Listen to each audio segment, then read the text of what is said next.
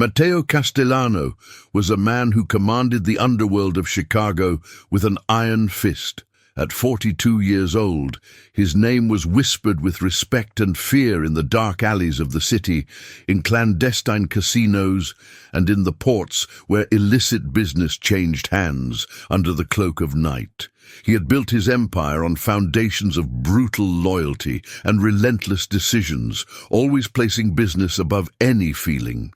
For him, vulnerability was synonymous with weakness, and weakness had no place in the world in which he lived. His marriage to Elena Rossi had been, from the beginning, a strategic union. Her family possessed valuable connections on the East Coast, and the alliance had strengthened his position among the 5 families that controlled organized crime in the region. For 5 years, they maintained a cold relationship, marked by silent dinners in his fortified mansion in the suburbs, social events where they played the role of perfect couple, and an emotional distance that grew like ice between 2 banks of a frozen river. Elena was a woman of rare beauty, with black hair that fell like a waterfall over her shoulders, and brown eyes that held a depth that Matteo had never allowed himself to explore. She had accepted that marriage with the resignation of someone who knew the rules of the world in which she was born. But over the years, something in her had begun to wither. The hope that someday he would see her as more than a piece on the board of his power games had vanished like smoke. On a rainy October night, Matteo arrived home later than usual. The mansion was silent, illuminated only by the soft lights of the crystal chandeliers that Elena had insisted on keeping. He found her in the library, leafing through a book she probably was not really reading. Without beating around the bush, without any emotional preparation, he informed her that he had decided on divorce. The lawyers were already preparing the papers.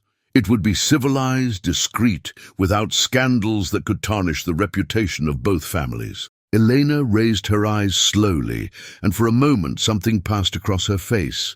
A deep, ancient pain, which she quickly masked with the neutral expression she had learned to use as armor.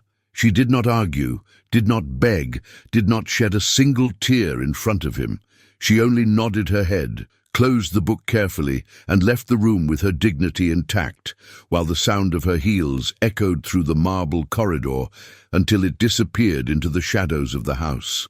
What Matteo did not know, what Elena carried like a burning secret in her chest, was that 3 weeks before she had discovered she was pregnant. Sitting in the private bathroom of her room, looking at the pregnancy test with trembling hands, Elena had felt a mixture of terror and hope. She had thought about telling him that very night, imagined that perhaps the news could melt some of the ice that surrounded her husband's heart. But something had made her hesitate, a protective instinct that she did not quite know where it came from. And now, hearing his cold words about divorce, lawyers, and convenience, Elena made a decision that would change everything. She would say nothing. She would not use that child as a bargaining chip, would not transform her into one more piece in the cruel game that her life had become. If Matteo wanted his freedom, then he would have it, and she would have hers too.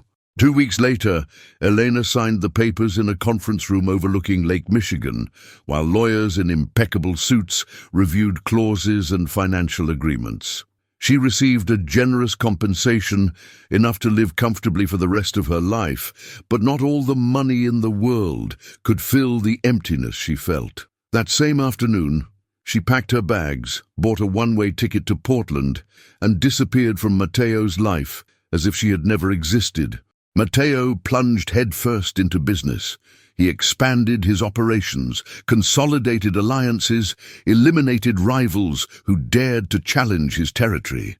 Elena's absence was just one more administrative detail resolved, or at least that was what he told himself on the nights when he woke up alone in the king-size bed, looking at the ceiling while the rain beat against the windows. Occasionally he thought of her, but pushed those thoughts away with the same efficiency with which he dispatched problems in business. Meanwhile, on the other side of the country, Elena rebuilt her life brick by brick. Portland offered the anonymity she needed. a city where she could be just another pregnant woman preparing for motherhood. She rented a modest apartment in a quiet neighborhood, far from the mansions and luxury she had known, and for the first time in years felt something like peace. The pregnancy was not easy. Alone, without family nearby, Elena faced morning sickness that lasted all day, sleepless nights marked by anxiety about the future and moments of overwhelming loneliness. But there was also a fierce determination growing inside her, fed by the ever-growing love she felt for the life she carried. She got a discreet job in an art gallery, where her knowledge about paintings and sculptures was valued, and began to build a network of genuine friendships. When the first contractions began on a June dawn, Elena was alone. She called the neighbor, a retired lady named Martha, who had become her confidant, and together they went to the hospital. The birth was long, painful, exhausting, but when she finally heard her daughter's first cry, Elena felt a wave of love so intense that all the pains seemed insignificant. She held the newborn against her chest, looking at that perfect little face. The eyes still closed, the small fists clenched, and whispered a name she had chosen weeks before. Isabella. Isabella Rossi. There would be no trace of the Castellano surname there. That child would be hers alone, protected from the dark world she had left behind. The years passed like pages of a book that Elena wrote day after day. Isabella grew up in a simple but love-filled life, attending public schools, making friends in the neighborhood park, learning to ride a bicycle on the tree-lined sidewalks of Portland. Elena worked hard, eventually opening her own small gallery, never rich but always stable, always present in her daughter's life. Isabella was a curious, intelligent child, with her mother's brown eyes, but with something more in her gaze, an intensity that sometimes made Elena wonder if there was an echo of the father she had never known. The girl asked about her father occasionally, especially when she saw other children with their complete families, but Eleanor always deflected the conversation gently, saying only that he had been someone important, but that circumstances had separated them. While Isabella flourished on the West Coast, Matteo continued reigning over his criminal empire in Chicago. At 60 years old, he had become a legend of the underworld, respected and feared in equal measure. He had never married again, never allowed anyone to get close enough to break the walls he had built around his heart. Occasionally, in rare moments of reflection, he thought of Elena, wondering vaguely where she would be, if she was happy, if she thought of him. But life had its own plans, and the past that Matteo believed he had buried was about to resurface in a devastating way. Isabella grew up and became a brilliant young woman. At 18 years old, she was about to start college, having won a full scholarship for medicine. She was Elena's pride, the living proof that she had made the right decisions all those years ago. But then, fate decided to collect its price. It all began with subtle symptoms. Isabella felt tired more frequently, had persistent headaches, episodes of dizziness that she initially attributed to the stress of high school final exams. Elena, always attentive, insisted that she get tested. What began as simple blood tests quickly escalated to CT scans, MRIs, and finally a biopsy that confirmed any mother's worst nightmare: leukemia, aggressive, advanced. Elena felt the world crumble when the oncologist explained the situation with the necessary gravity. Isabella would need immediate chemotherapy, possibly followed by a bone marrow transplant. The chances of survival depended on finding a compatible donor, and the best chances usually came from close relatives. Elena did the tests immediately, but as she had feared, she was not compatible enough. She had no siblings, her parents had died years before, and the rest of the family was scattered and distant. Only one option remained, one possibility that she had sworn never to consider: Matteo. For weeks, Elena fought against that idea. At night, she sat beside Isabella's bed in the hospital, holding her daughter's hand while she slept, the effects of chemotherapy leaving her pale and fragile. She watched that young face, so full of promises and dreams, and felt a physical pain in her chest at the thought of losing her. The doctors were clear. Time was running out. The chemotherapy was not being as effective as they had hoped. Isabella needed the transplant, and she needed it soon. Each day that passed was one less day, one less chance. Finally, on a cold November night, sitting alone in her kitchen with a cup of cold tea forgotten on the table, Elena made the most difficult decision of her life. She would look for Matteo. She would tell everything. She would risk his wrath, the possible desire for revenge, the complication that this would bring to the carefully built life she had made for Isabella. Because in the end, none of that mattered as much as saving her daughter. Finding Matteo was not difficult. Even after 18 years, his name still circulated in the right circles. His whereabouts were common knowledge for those who knew where to look. Elena hired a discreet private investigator who in a matter of days returned with an address, a routine, information about Matteo's still flourishing businesses, but making contact was another story. Elena spent 3 days looking at the phone number the investigator had provided, a private cell phone that supposedly Matteo checked personally. Every time she picked up the phone, her hands trembled so much that she had to give up. How would she begin that conversation? How would she explain 18 years of silence? How would she ask for help from the man who had discarded their marriage so coldly? But then Isabella had a crisis. The doctors ran, machines beeped, and for a few terrifying minutes Elena thought she would lose her daughter right there, in the cold corridor of that hospital. Isabella survived that crisis, but it was the final push Elena needed. That same night, locked in the hospital bathroom to have privacy, with her hands still trembling and her heart beating so hard she could hear it in her ears, Elena dialed the number. The phone rang once, twice, 3 times. Elena almost hung up, almost gave in to the impulse to run away once more. But then a voice answered. Deep, familiar even after so long, loaded with the authority of someone accustomed to being obeyed. Elena opened her mouth, but no sound came out initially. She swallowed hard, forced herself to find her voice. She identified herself with a simple pronouncing of her name, a word that cut the air like a sharp blade. There was a silence on the other side, so deep and heavy that she could almost feel his shock reverberating through the phone line. Then Matteo spoke, asking what she wanted, his voice carefully controlled, but with an undercurrent of something she could not identify. Surprise, anger, curiosity. Elena did not waste time with preambles. With a voice she forced to remain steady, she told everything. That she was pregnant when they divorced, that she had said nothing intentionally, that she had raised their daughter alone for 18 years, and that now that daughter was dying, and he was the only hope that remained. The silence that followed was deafening. Elena could hear her own breathing, the distant hum of the hospital machines through the bathroom door, the beating of her out-of-sync heart. She waited, each second seeming like an eternity. When Matteo finally spoke again, his voice was different. There was something raw there, something peeled away from the armor he normally wore.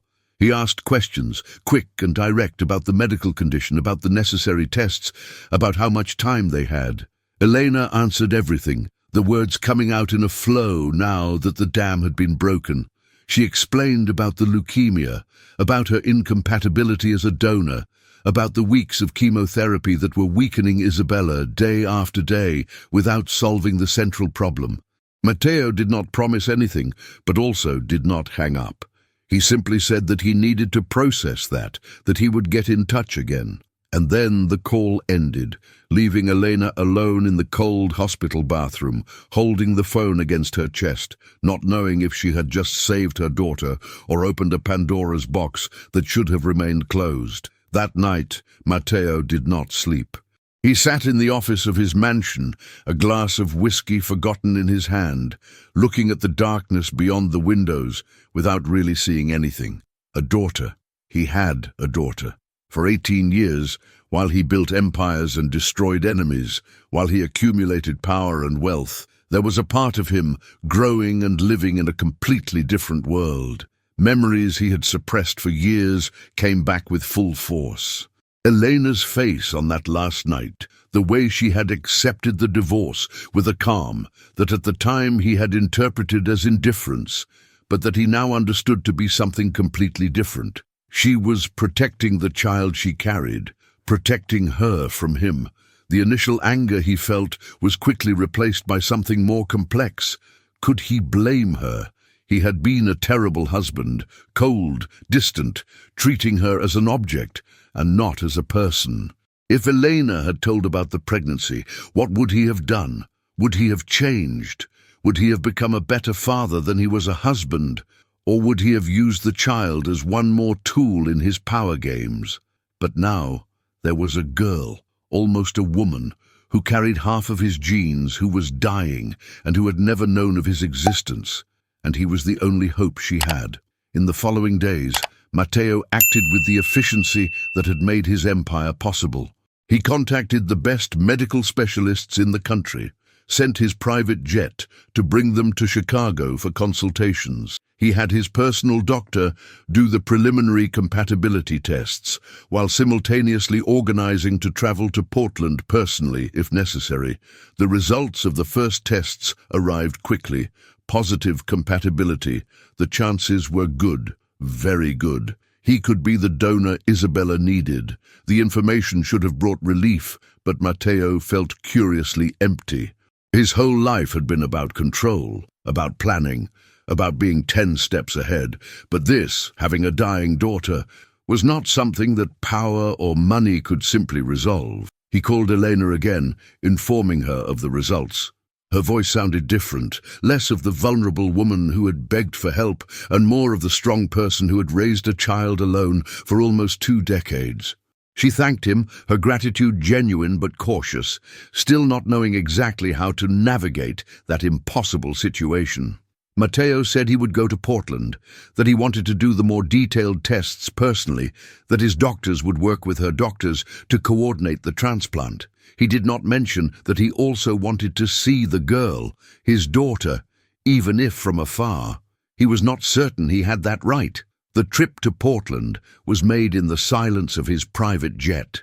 Matteo looked out the window as they crossed the country, observing the lights of the cities below like terrestrial constellations. He thought about all the lost years, all the first times he never witnessed, first steps, first words, first day of school, 18 years of life that happened without him, and now he was being called only because death had knocked on the door. Elena met him at the airport personally. When their eyes met for the first time in almost 2 decades, it was as if time had simultaneously disappeared and weighed upon them with all its force. She was older, as was inevitable, but there was a strength in her that he did not remember from before, a resilience forged in years of solitary struggle. They did not embrace, barely greeted each other. There was too much between them, too much unsaid, too many old wounds that had never healed properly. Elena simply guided him to a discreet car she had rented, and together they drove in silence to the hospital. The hospital was a modern but welcoming construction, very different from the cold and impersonal institutions Matteo knew in Chicago. Elena led him through corridors she clearly knew by heart, passing nurses who greeted her with genuine sympathy. It was obvious that she had spent countless hours there, keeping vigil beside her daughter. They stopped in front of a door on the 4th floor. Elena turned to him, and for the first time since the airport, really looked him in the eyes. There was a warning there, a maternal ferocity that needed no words. She was allowing him to enter, but Isabella was still hers to protect. Matteo nodded, understanding. He had no illusions about his role there. He was not a father.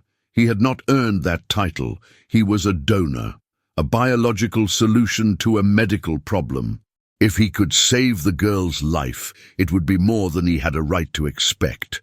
Elena opened the door slowly, entering first. Matteo followed her, and then saw for the first time the daughter he did not know he had. Isabella was lying in the hospital bed, connected to various monitors and IVs. The treatment had taken its visible toll. She was pale, thinner than she should be. She had lost almost all her hair. But when she opened her eyes upon hearing the door, Matteo felt as if he had taken a punch to the stomach. They were his eyes. Not exactly, because there was Elena there too, but the intensity, the way they seemed to evaluate everything, the spark of intelligence even through the evident exhaustion. He could see traces of himself in the shape of her face, in the line of her jaw, in the shape of the hands that rested on the blanket.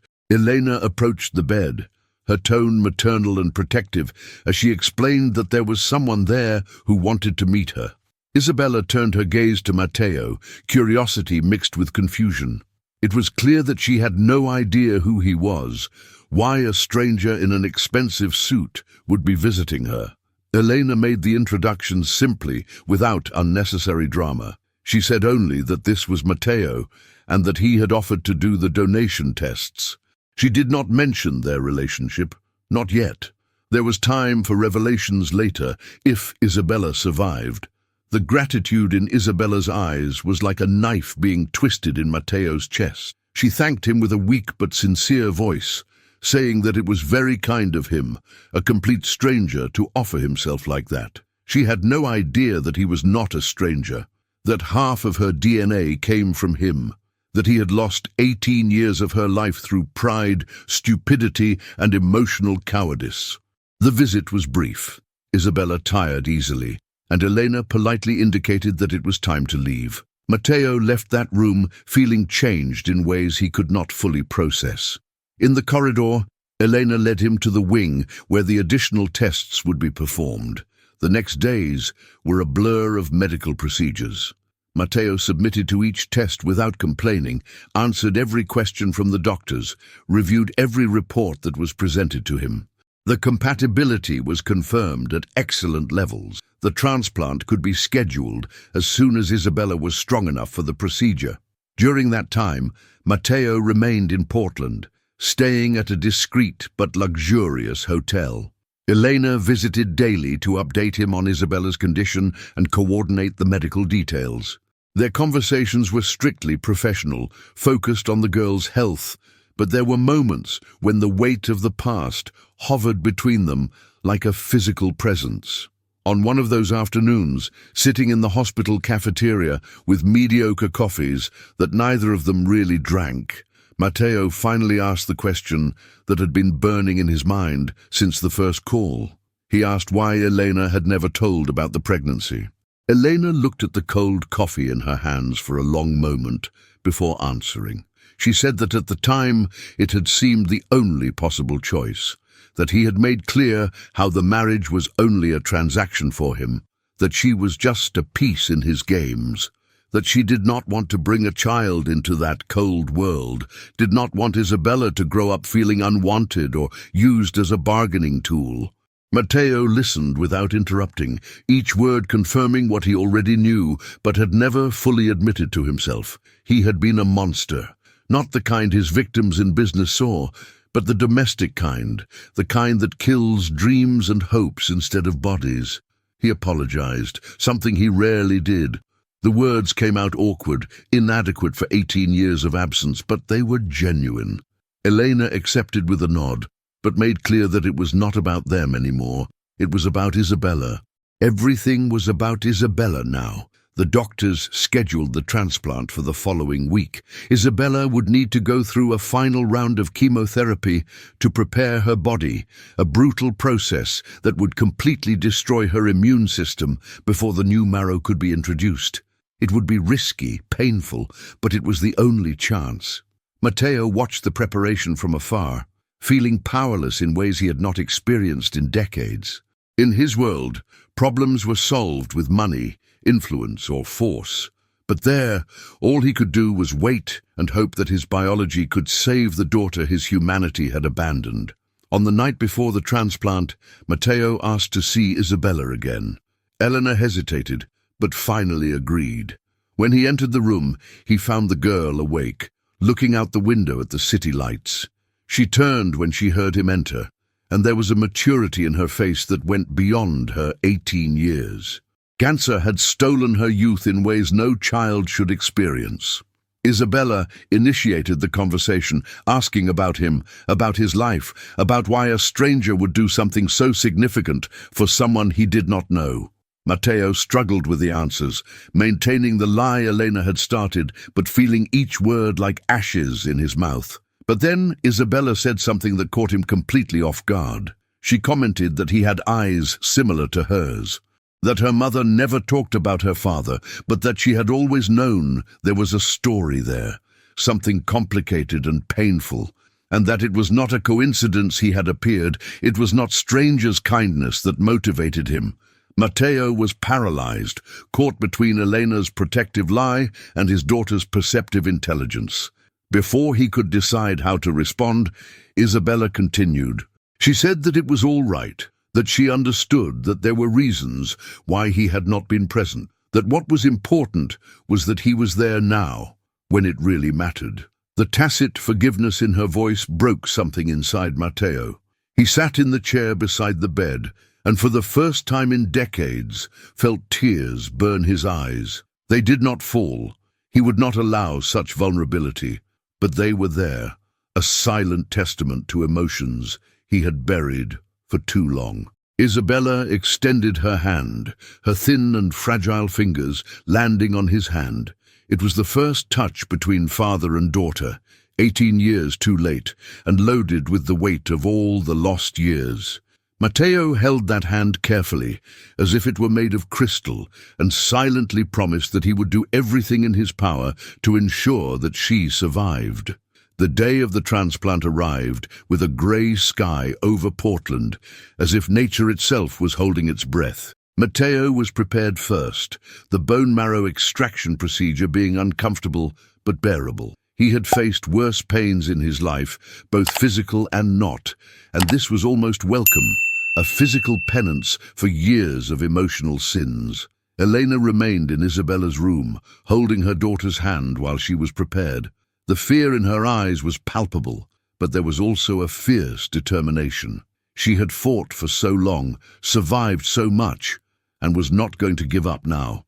The procedure itself was anticlimactic in its medical simplicity. Matteo's marrow was processed and introduced into Isabella's body through an IV, seeming like a simple blood transfusion. But it was much more than that. It was a transfer of life, a second chance being offered through microscopic cells, carrying the hope of a future. The following weeks were the most difficult. Isabella remained in isolation, her non-existent immune system leaving her vulnerable to any infection. Elena practically lived at the hospital, and Matteo found himself visiting daily too, unable to return to Chicago while his daughter's fate hung in the balance. During those long weeks of waiting, while Isabella's body fought to accept or reject the new marrow, Elena and Matteo finally had the conversations they had avoided for 18 years. They were not easy. There was anger, resentment, accusations and counter-accusations.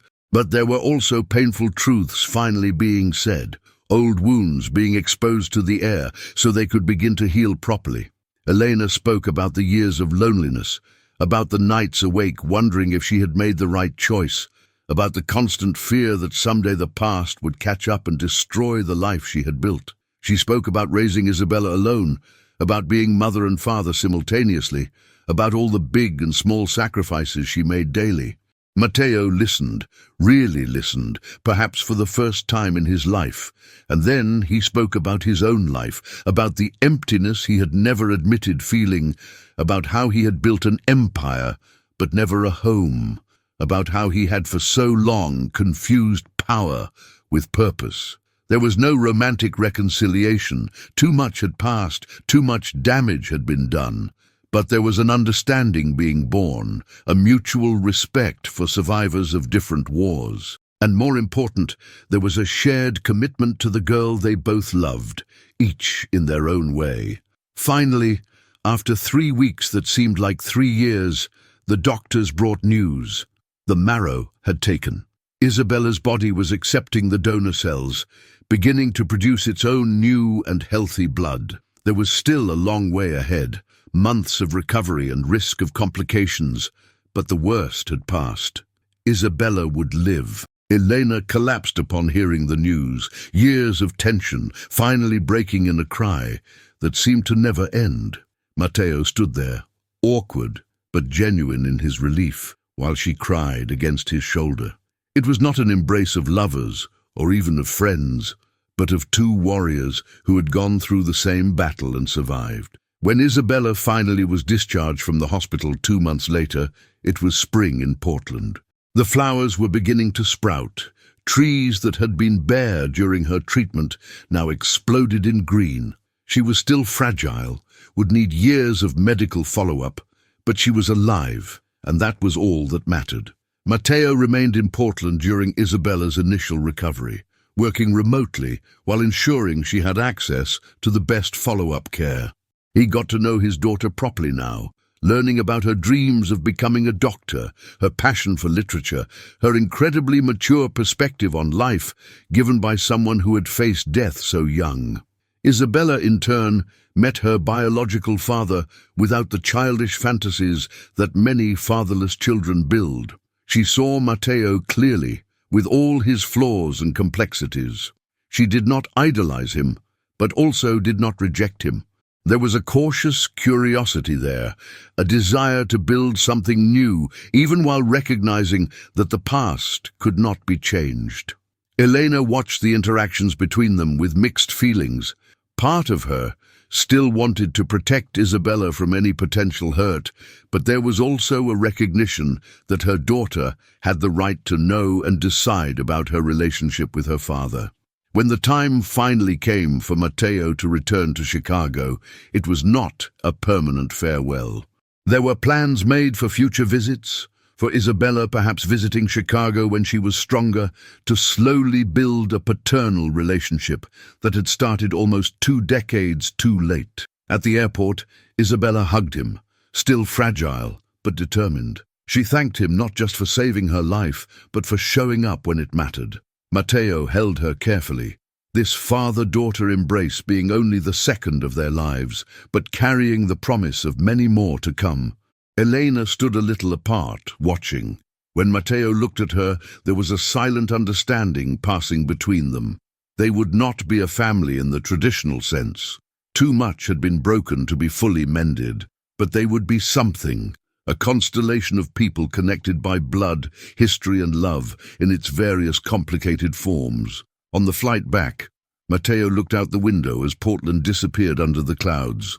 He thought about the life he had lived, the choices he had made, the man he had been. He could not change the past, could not recover 18 years of absence. But there was a future now, a chance to be something more than the cold and calculating boss he had allowed himself to become. In the following months, Matteo made changes in his life that would have been unthinkable before.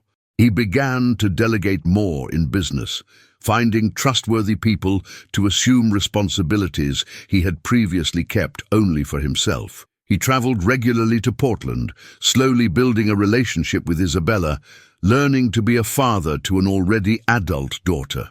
Isabella flourished with each passing day. Her health improved constantly, the doctors increasingly optimistic about her total recovery.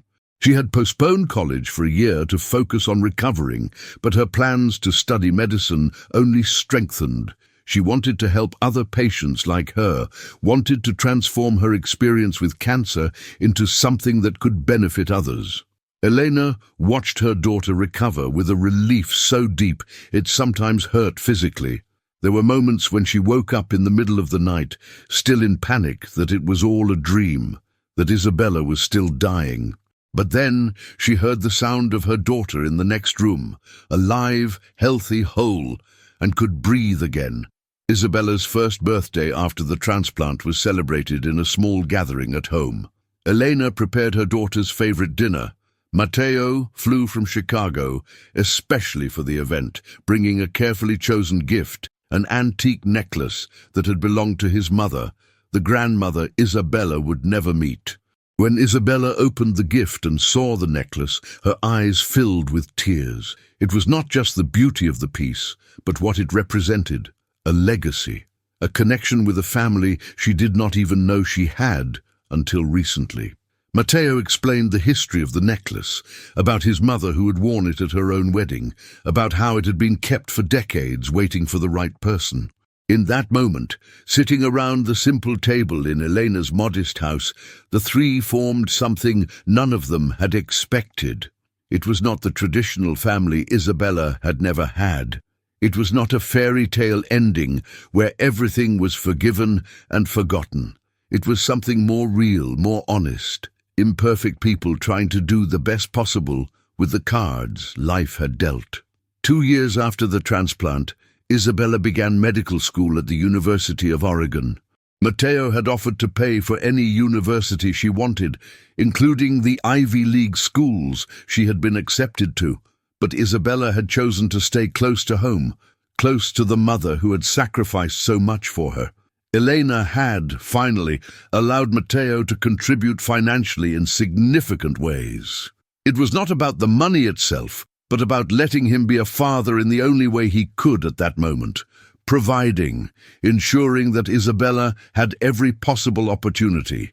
Elena's gallery was prospering, but she accepted the help with the grace of someone who had learned that accepting help was not weakness. Matteo visited Portland regularly now. His associates in Chicago had gotten used to his frequent absences, to his insistence on being available for video calls with his daughter, to the way his schedule now included blocks of time marked as family that were inviolable. In Chicago, those who had known Matteo for decades noticed a change in him. He was still tough when necessary, still commanded his empire with a firm hand, but there was a humanity there that had not existed before. He made different decisions, prioritized differently. Some said he had gotten soft, others, wiser, recognized that he had simply become more complete. On a rainy autumn afternoon, 5 years after the transplant, Matteo received a call from Isabella. She was finishing her 2nd year of medicine, and there was something in her voice, an excitement he had learned to recognize. Isabella told him that she had decided on her specialty. She wanted to become an oncologist, specialized in pediatric leukemia. She wanted to dedicate her life to saving children like she had been saved, to give other families the chance hers had received. Matteo felt a wave of pride so intense, it almost knocked him down. It was not just about the career choice, but about who his daughter had become, someone who had looked death in the eyes and decided to dedicate her life to fighting it, someone strong, compassionate, determined, someone infinitely better than he had ever been. That night, Matteo sat in his office in Chicago, looking at a photo he now kept on his desk. It was of Isabella in her white medical student coat, smiling at the camera with Eleanor by her side. Both looked happy, complete, a unit that had survived everything the world had thrown at them. He thought about the call he had received years ago, Elena's voice breaking as she asked for help, telling about the daughter he did not know existed.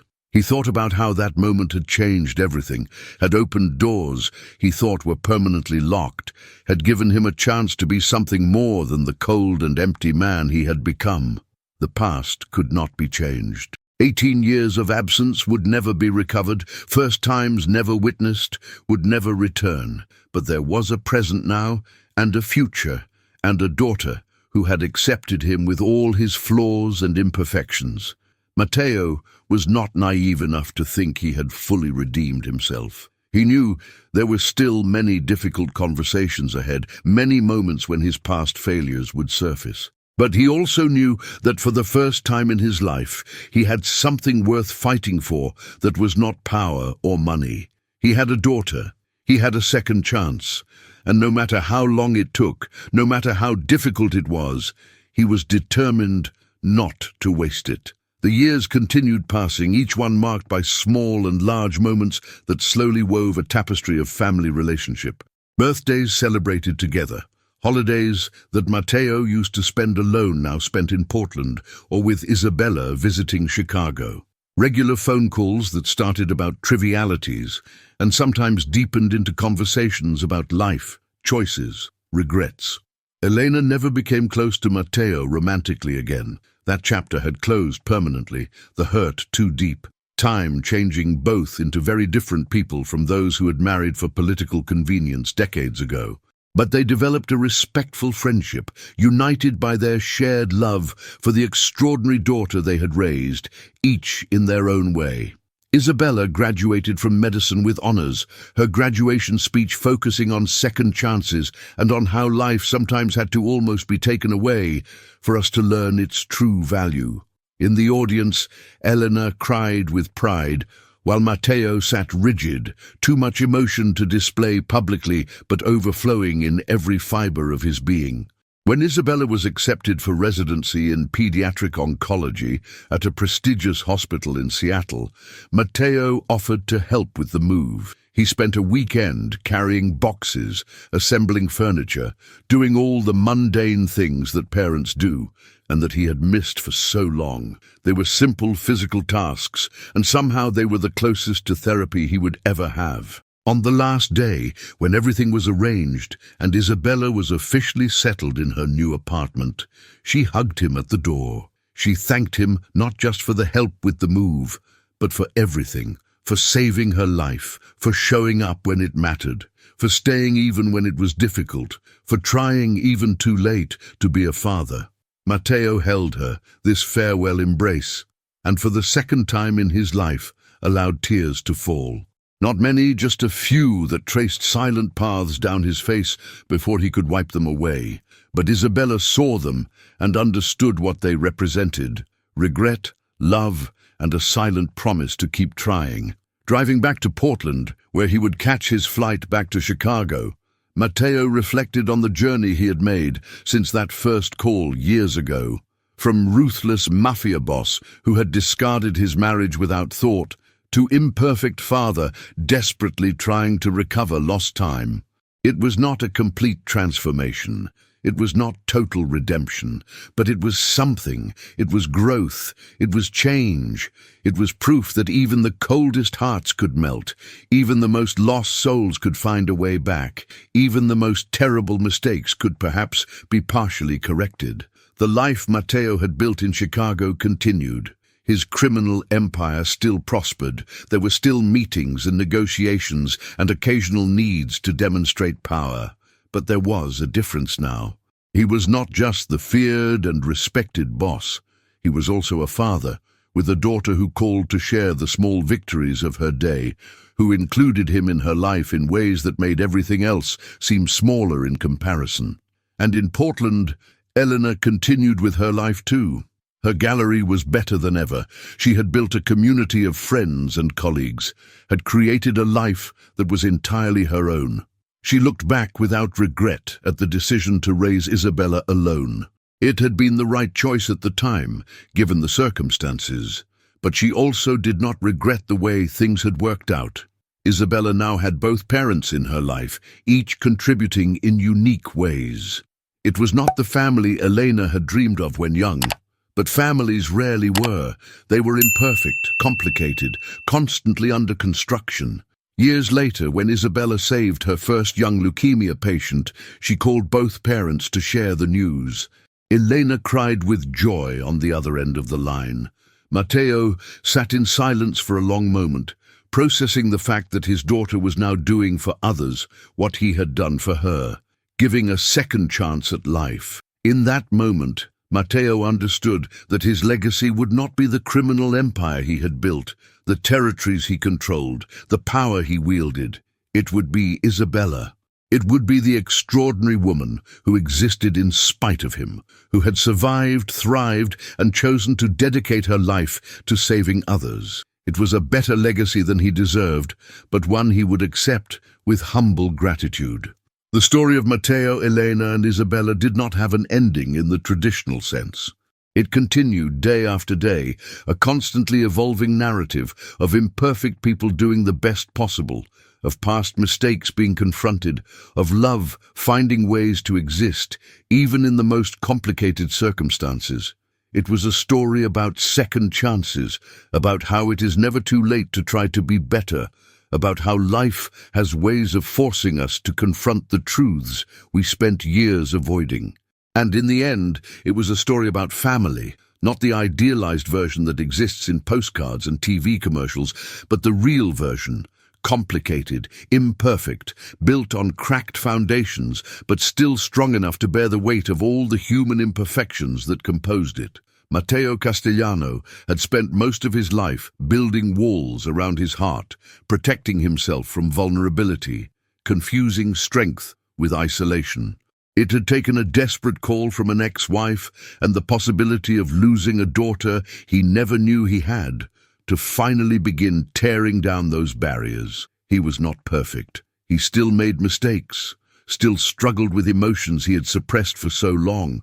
But he was trying, and in the end, perhaps that was all that really mattered. Not perfection, but the genuine effort to be better, to do better, to love in the awkward and late but sincere way that was all he could offer. And for Isabella, who had looked death in the eyes and decided that life was worth every second of struggle, that was enough.